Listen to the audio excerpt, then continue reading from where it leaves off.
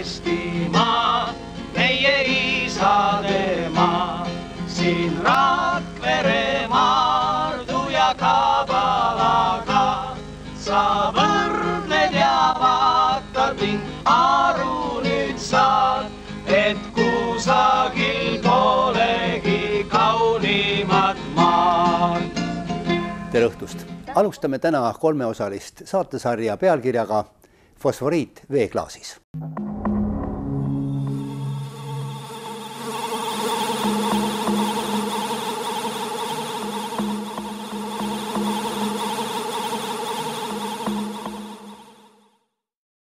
Miks on teemaks jälle fosforiit ja mis puutub siia veeklaas?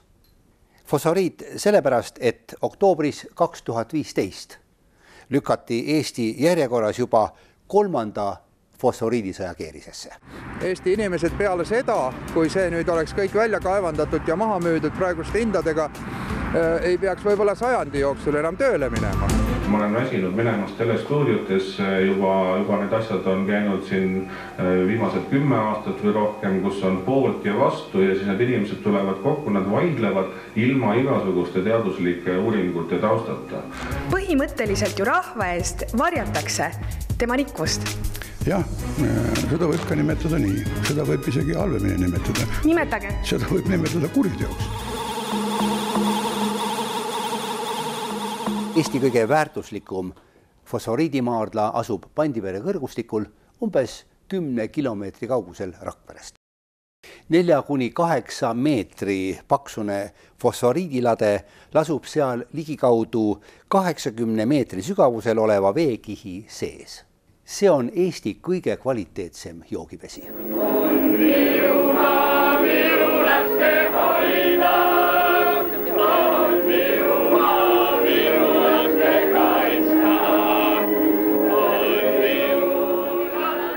Sarja avasaate pühendame esimese fosforiidisõja ühele kõige olulisemale tulemusele, Pandivere riikliku veekaitseala moodustamisele. Selle moodustamise ja ootamatu likvideerimise asjaoludele ning taastamise vajadusele. Sarja teises saates teeme kindlaks, kas ikka vastab tõele möödunud aasta sügisel 3. fosforiidisõja algul välja käidud väide. Me ei tea Eesti fosforiitidest õieti midagi. Sarja Fosforiit veeklaasis 3. saates uurime, kas Eesti fosforiidimaardlates tuleks rajada uusi puurauke, kas meie fosforiite on võimalik ohutult kaevandada, kas neist tasub toota väetisi, kas Eesti fosforiiditööstus saaks olla kasumlik. Inimene on üle kätte läinud, hoolimatuks ja mõtlematuks, haavatud ja teotatud, üle kätte läinud, haavatud ja teotatud. Ma ei jaksa enam vilja kanda, ma tulen Leedus, kaasas leedulaste valu, oma metsade, jõgede, mere ja järvede pärast, kaasas nende viha. Tänast saadet sisse juhatades ütlesime, et esimese fosforiidisõja üheks eriti oluliseks tulemuseks oli Pandivere riikliku veekaitseala moodustamine detsembris 1988. Tegemist oli tähelepanuväärselt laiapõhjalise otsusega. Riikliku veekaitseala rajamist olid ette valmistanud Eesti Teaduste Akadeemia looduskaitsekomisjon, Eesti Veemajandusinspektsioon, Tervishoiuministeerium, Rakendusgeofüüsika instituudi Läänemere osakond, Rakvere ja Paide rajooni täitevkomiteed, Eesti NSV Ülemnõukogu looduskaitsekomisjon. Pandivere riikliku veekaitseala moodustati Eesti NSV Ülemnõukogu otsusega ja ministrite nõukogu määrusega detsembris 1988. Eesti Ülemnõukogu looduskaitsekomisjoni juhtinud Ülo Niisuke meenutab. Et kui siit kaob ära vesi nendelt allikatest, siis on Eesti jõed tühjad ja või on nad reostatud. Aga kõige tähtsam, et kaob ära vesi. Ja siit me ju naabrite juures näeme, mis tähendab kaevandamine. Sest see fosforiidi kiht asub peaaegu pinnal Kunda juures ja Laekveres on ta 120 meetri sügavusel. Aga Kabala, kuhu kaevandus planeeriti, on 5-60 meetri sügavusel ja selle kihipaksus Kabalas ja Assamallas on 5-6 meetri paksune. See tühjaks teha ja ei ole materjali, millega täita, siis seda vett ei ole. Lõpuks jõudsime perioodini, kus Eesti Ennetuse Ülemnõukogu looduskaitsekomisjon võttis initsiatiivi ja me moodustasime Pandivere veekaitseala. See juhtus 1989, kus me kinnitasime Ülemnõukogu otsusega see kava. Kahjuks teda täna ei ole. Ligemale 30 aastat tagasi Pandivere riikliku veekaitseala moodustamise otsust vastu võttes tundus meile, et nüüd on meie kõige tähtsam veetorn igaveseks kaitstud. Päriselt nii hästi siiski ei läinud. Pandivere riiklik veekaitseala eksisteeris kõigest 18 aastat. Aastal 2006 vastu võetud Pandivere veekaitseala likvideerimise otsus oli arusaamatu ja suur pettumus neile, kes selle moodustamise nimel olid aastaid tööd teinud ja võimukoridorides vaielnud. Leidus siiski neid, kes said kohe aru riikliku veekaitseala likvideerimise sügavamast mõttest. Sillutada teed Rakvere fosforiidimaardla kasutusele võtmiseks.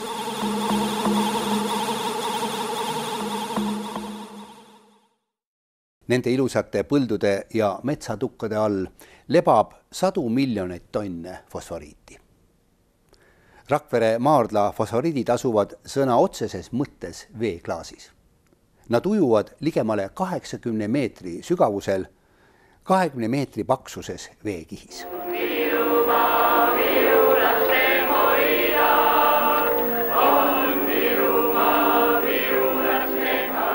Kuidas me seda kõike nii täpselt teame?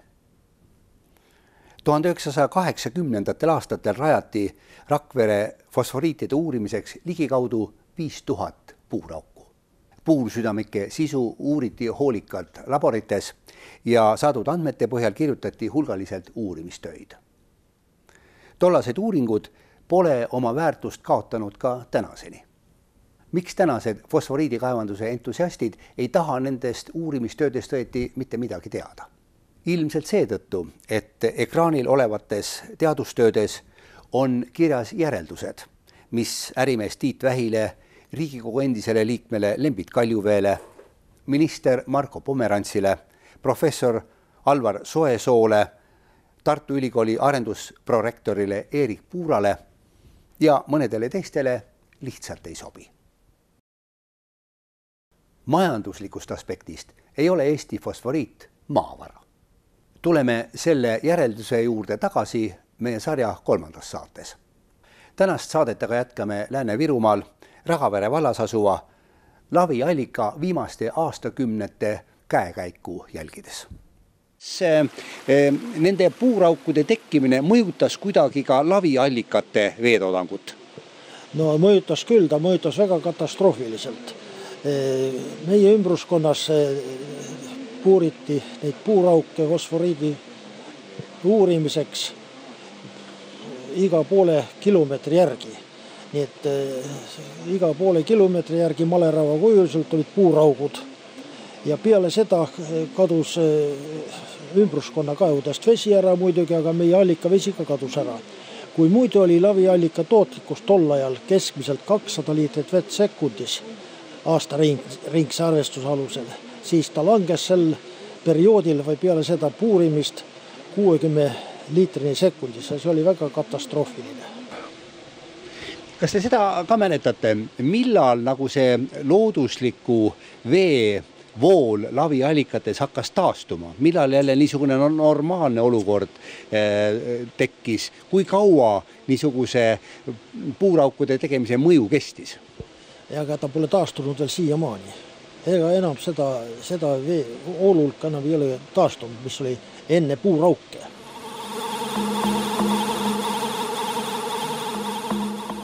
mis juhtuks teie arvates siis, kui siia niisugune võimas fosforiidikaevandus tekiks? No ei oska ma seda arvata, see võib olla katastroofiline põhjaveevarudele. Meie asukoht on praegu Pandivere kõrgustiku Kirde-Nõlval. Siin, kus me seisame, on absoluutne kõrgus 67,5 meetrit. Nii et me oleme Nõlva peal, see jookseb tühjaks siit maa-alune veest. Miks jäid paljud fosforiidi uuringute puuraugud 1980. aastatel sulgemata ja on tamponeerimata tänaseni? Rakvere rajooni täitevkomitee tollane esimees Lembit Kaljuvee teab rääkida, et see tsement, mis oli ette nähtud tamponeerimiseks, läks kohalikele meestele lauda ja vundamentide ehituseks. Tsement lihtsalt müüdi pudeli viina ja niisuguste pisirõõmude eest kohalikele maha. Märtsi algul püüdis keskkonnaminister Marko Pomerants ajalehes Virumaa Teataja ja Maaleht avalikkusele selgitada, et võib-olla leidub looduses 2-3 sulgemata puurauku ja kogu lugu. Kuid nii nagu 3. fosforiidisõjas korduvalt on juhtunud, eksis minister ka seekord. See selgus kohe, kui olime suhelnud Rägavere valla elanikega ja käinud ära Rahvusarhiivi Rakvere osakonnas. Oleme kaameraga nüüd Rahvusarhiivi Rakvere osakonnas ja tulime siia selleks, et täpsustada, kas dokument, mida me saates kasutame, millele me viitame, mida me tsiteerime, on olemas ka Rahvusarhiivi Rakvere osakonnas. Ja tõepoolest selle dokumendi me siin arhiivi materjalide hulgas ka leidsime.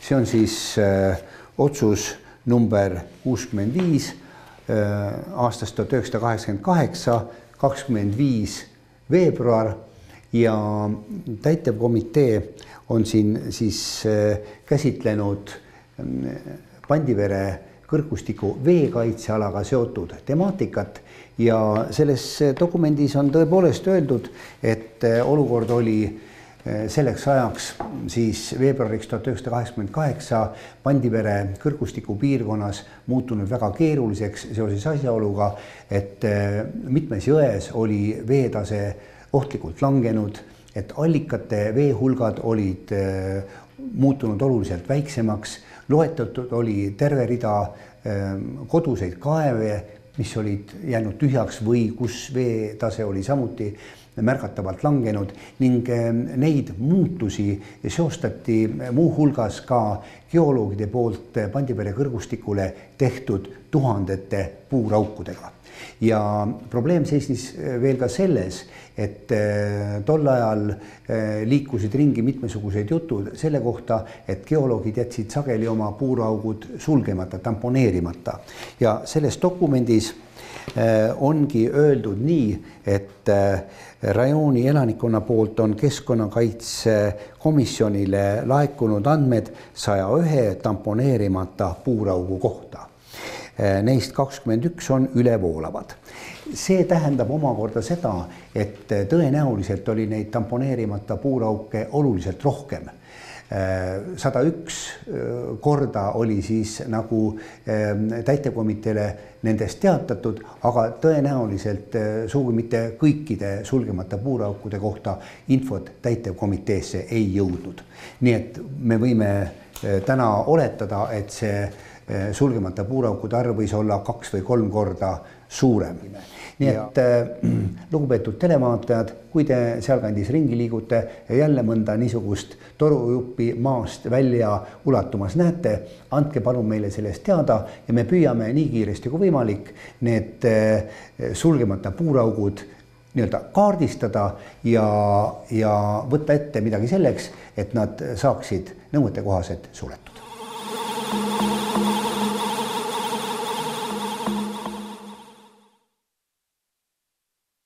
Me oleme nüüd Rägavere vallas Sirtsi soo lähistel asuvas metsas ja tulime siia sellepärast, et just täpselt selle koha peal on siin näha 3 fosforiidi uuringute aegset puurauku, mis on tänaseni korralikult sulgemata ja mingi kaan on siin peal, kuid seda on väga lihtne avada ja Lembit Talli, Rägavere abivallavanem, mis puuraukudega siin sinu arvates on tegemist?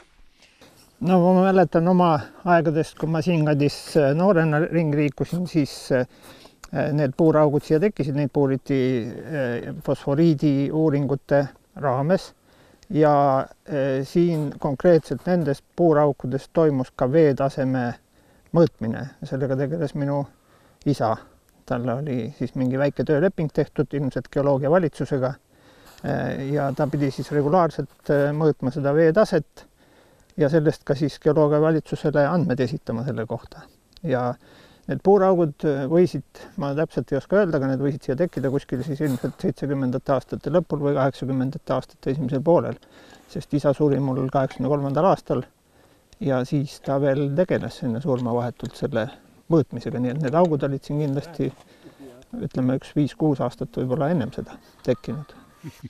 No kui me läheme siin selle puuraugu juurde, siis vaadake, väga lihtne on see lahti teha, nii-öelda avada see toru meile ja kui me võtame siit pisut lund, teeme väikse lumepalli ja laseme siin seda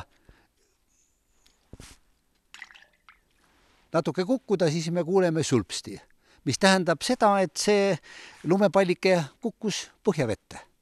Ja ma olen korduvalt öelnud, et me ei taha siin vaime välja kutsuda, aga selge on see, et niisugune olukord ei ole õige ja Lembit Talli, kuidas peaks tegelikult olema nii põhimõtteliselt selline puurauk suletud, et ütleme, loodusele mingit kahju ei saaks teha ja et meie põhjavett miski asi ei ohustaks?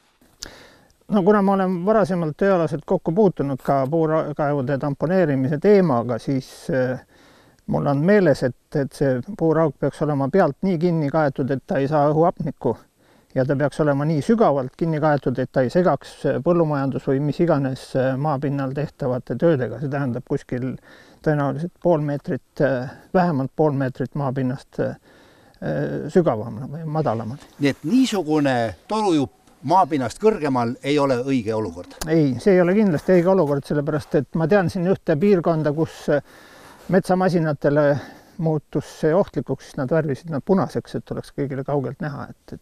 Ükskõik mis asi, igal juhul on see sellisel kujul ei ole ta nii-öelda rahuldavalt siis talletatud või säilitatud. Ja, et see tamponeerimine tähendaks siis seda, et torujupp lõigatakse lühemaks ja siia sisse valatakse betoonisegu. No mis iganes segu, mis ta garanteerib, et siit ei läheks sisse õhuapniku, sellepärast, et kui siit pääseb apnik sisse, siis võib ka see manteltoru korrodeeruda, tekib rooste sade ja see ei ole ka põhjaveele ilmselt hea.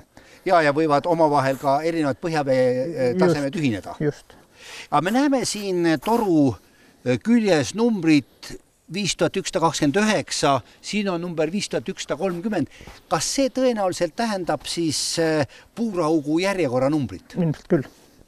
Nii et siin on tõenäoliselt väga selge tõendusmaterjal, kui palju puurauke siin kandis tehti, et see on siis puurauk number 5129, seal operaatori selja taga on kohe puurauk 5130 ja siin on veel kolmas puurauk ja siia kaane peale on kirjutatud 5131. See kaan on küll kinni, kuid on vaja väga lihtsat mutrivõtit, et siin natukene keerata ja selle kaane saab ka avada.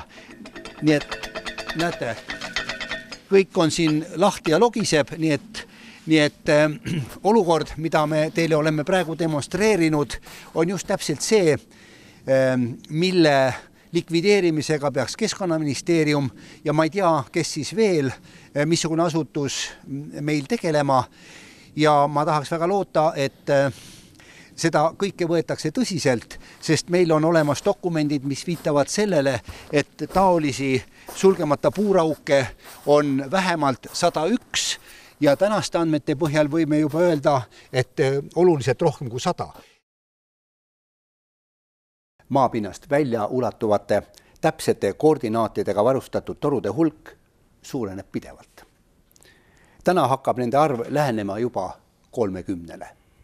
Kuidas me peaksime nüüd 30 aastat hiljem Pandivere kõrgustikul olevatesse ja seni veel ikka sulgemata puuraukudesse suhtuma? Küsisime seda Sõmeru vallavanemalt Peep Vassiljevilt. Et vähemalt nüüd võtaks selle töö käsile, teeks selle uuringu ära. Loodan, et ikkagi Keskkonnaministeerium teeb omavalitsustele pöördumise, et valla lehtedes avaldada siis teade, et kui inimesed oma maadel või naaberkinnistutel või metsas lihtsalt avastavad mõne tamponeerimata puuraugu, et see siis teatud meiliaadressil või telefonil oleks võimalik edastada Keskkonnaministeeriumile, kes peaks siis selle registri nagu avama ja hakkama siis neid registreerima, neid tamponeerimata puurauke ja kindlasti tuleb siis leida vahendid ja töö teostaja, kes need puuraugud siis vähemalt 30 aastat hiljem siis tamponeeriks, sest me ei tea kunagi, mis selle puuraugu kaudu on võimalik meie põhjavette siis toimetada ja eriti praegu, kus terve maailm on ärevil erinevate võimalike stsenaariumite korral, siis ei taha küll väga kurikaeltele seda mõtet sisse süstida, aga teoreetiliselt on see täiesti võimalik ja seetõttu oleks vaja võimalikult kiiresti see töö ära teha ja ükskord öelda, et meie kõik puuraugud on tamponeeritud ja alles siis võiks rääkida mingi täiendavatest puuraukude tegemisest, kui selgub, et on vaja täiendavalt veel natuke meie maapõue uurida. Kolmapäeval 30. märtsil kohtus keskkonnaminister Marko Pomerants Lääne-Virumaa maavalitsuse saalis kohalike arvamusliidrite ja ajakirjanikega. Kõne alla tuli ka sulgemata puuraukude ja Pandivere riikliku veekaitseala teema. Muusik ja Vabaerakonna liige Emil Rutiku ei olnud rahul sellega, et ministri 3. fosforiidisõja aegseid esinemisi iseloomustab pahatihti pealiskaudsus ja eksitava info levitamine. Ma loen nagu lehes, et sa ütled ühele mehele lehe kaudu, et no kus need on sul seal, ise ei tea mitte midagi, pole kuskil näha ja siis sa tuled koosolekule, ütled, et avalik info, see kõik on olemas. Miks sa käitud niimoodi? Ma käitun Emil täiesti adekvaatselt. Ei ole see adekvaatne, see ei ole ilus. Kui päriselt on olemas inimesed, kes on seda uurinud ja see info on nende käes olemas, siis lehe kaudu ei ole ilus öelda neile. Vaatame nüüd hästi rahulikult otsa, kus see ja millistest väidetest see algas ja ma veel kord ütlen, vaatame rahulikult jõuluks, kuhu me jõudsime ja tõe kriteerium praktika ei ole vaja üldse erutada. Me võime tuua ministeeriumise dokumendid, selle sama täitekomitee otsuse, kui teil seda ei ole, vaadake need paberid, Lembit Kaljuvee teab väga palju nendest asjadest ja tema pidi andma aru 3. kvartalis, kuidas on need tööd teostatud, mida täitekomitee otsustas. Kuulge, nüüd on küll niimoodi, et Lembit saab sõna ja liigume edasi. Minister Pomerantsi arvates sai omal ajal tehtud õige otsus, kui Pandivere riiklik veekaitseala likvideeriti ja selle asemele nitraaditundlik ala vormistati. Sõmeru vallavanem Peep Vassiljev teatas, et teda ministri selgitused seoses Pandivere riikliku veekaitseala likvideerimisega ei rahulda. Tal on kunagise kaitseala tähtsuse ja selle taastamise vajaduse kohta kujunenud selge ja kindel seisukoht. Pandivere riiklik veekaitseala likvideeriti aastal 2006. Õigemini moodustati üks uus niisugune Pandivere veesüsteeme kaitsev nähtus ja Peep, oskad sa öelda, miks niisugune muudatus tehti ja kas see kõik on olnud õige või me peaksime täna mõtlema sellele, et võib-olla tuleks Pandivere riiklik veekaitseala taastada? Missugune muudatus siis leidis aset aastal 2006?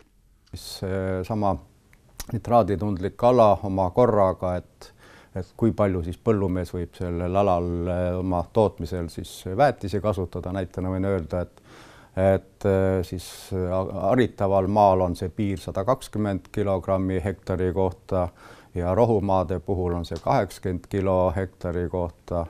Reguleerib ta ära, kui palju saab siis loomi pidada üks loomühik hektari haritava põllumaa kohta ja kolmas piirang on siis puhastitest jääva jääkmuda kasutamine põllumajandus, mida sellel alal kindlasti teha ei tohi. Et need on sellised konkreetsed väga karmid piirangud põllumeestele ja kahjuks nitraaditundlik kala muid selliseid tõsiseid regulatsioone ei oma ja kui me räägime siis tulevikus Pandivere aladel siin võimalikust fosforiidi kaevandamisest või muudest tegevustest, ka siis, kui me räägime kohalike maavarade kasutamisest, on ta kruusa või liiva näol, et see peaks olema ikkagi siis juba täpsemalt reguleeritud, nagu ta oli selle samas Pandivere veekaitseala regulatsioonis ja seetõttu mina olen küll seda meelt, et olen ka eelnevalt sel teemal rääkinud ka nende inimestega, kes 88. eelnevatel aegadel tegeles just selle sama Pandivere veekaitseala eeltööga ja nemad on sama meelt, et kindlasti tuleks taastada Pandivere riiklik veekaitseala, võib-olla tuleks üle vaadata need tingimused, need eeskirjad, mis tol ajal olid, elu läheb edasi, aga igal juhul oleks see mõistlik taastada ja tõsisemalt mõelda, kuidas me siis seda oma Eestimaa veetorni või meie põhjavee tekitajat kaitsta ja säästa. Arutelud Pandivere riikliku veekaitseala taastamise üle käivad juba mõnda aega ka Vabaerakonna Lääne-Virumaa sektsioonis. Saame näha, kuhu lähikuudel välja jõutakse. Loodetavasti saame juba lähitulevikus näha ka seda, mida vastab Keskkonnaministeerium Lääne-Viru Rägavere vallavanema kirjale seoses lahtiste puuraukudega. Vastamise tähtaeg on täpselt täna, 9. aprillil. Loodetavasti saame ministeeriumi vastuse ette lugeda juba järgmises saates 2 nädala pärast. Ja kui satute looduses ringi liikudes mõnele sulgemata puuraugule, siis palun andke sellest teada meiliaadressidel, mis on kohe teie ees ekraanil. Meie isade maa, siin Rakvere Maardu ja Kabalaga sa võrdled ja vaatad ning aru nüüd saad, et kusagil polegi kaunimat maad. Järgmises saates püüame teha kindlaks, kas ikka vastab tõele möödunud aasta sügisel 3. fosforiidisõja algul ja korduvalt ka hiljem välja käidud väide. Me ei tea Eesti fosforiitidest õieti midagi. Tänan vaatamast ja kuulamast, kohtumiseni 2 nädala pärast.